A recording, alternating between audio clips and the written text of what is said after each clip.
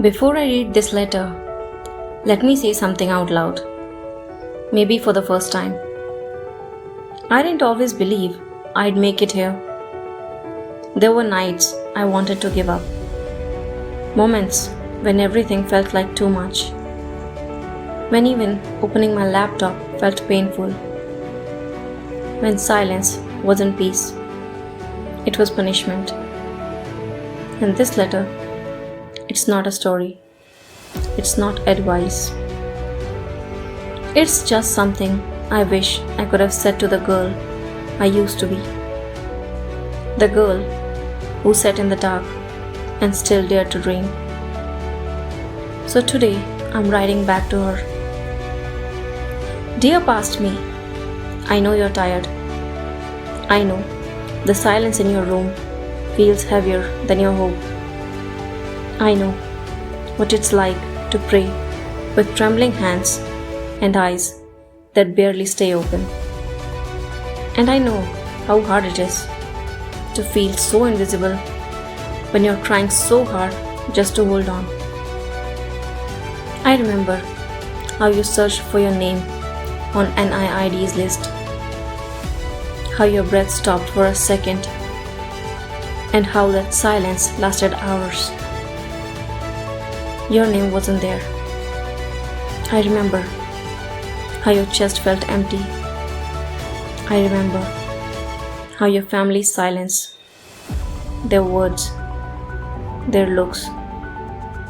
And I remember how much it hurt to feel like your dream was just laughable to them.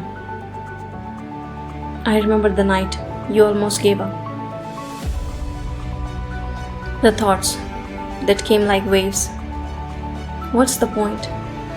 Why me? Why does no one understand? You didn't cry loudly. You just sat there, quietly, breaking. But somehow, you stayed. You didn't run from it. You didn't disappear. And that alone makes you worthy of everything that's still coming your way. Thank you for surviving, for not walking away from yourself, even when it felt easier, for whispering Mahadev's name when your voice was too tired for anything else. No one else saw it, but I did, and he did. You didn't need to be strong. You just needed to stay, and you did. And thank you for pressing play on Namjan's voice. On nights you couldn't hear your own.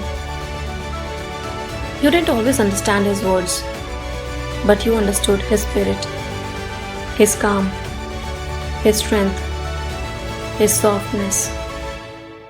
You held on to those words like a rope when your world was flooding.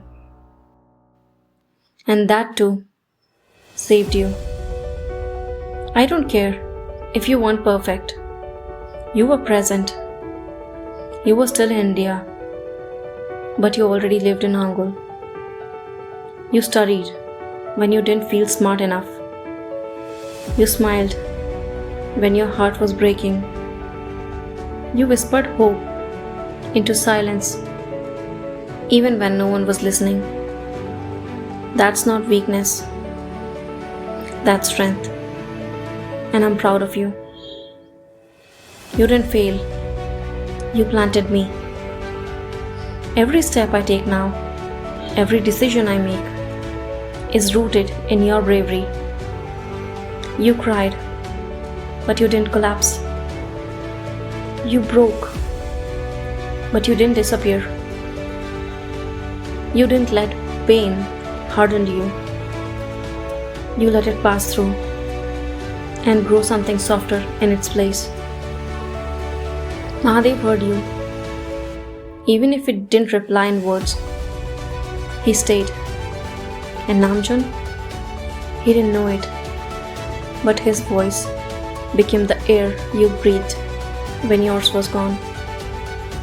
That's why I bow to both of them, not just for helping me, but for comforting you when no one else noticed your pain. Thank you for standing tall in your silence, for being brave enough to walk forward with no guarantees, no support, no hand to hold, except the one you reached for in the sky. You didn't just carry a dream, you carried me. Thank you. And if anyone is listening who's walking this same road, you're not crazy for dreaming.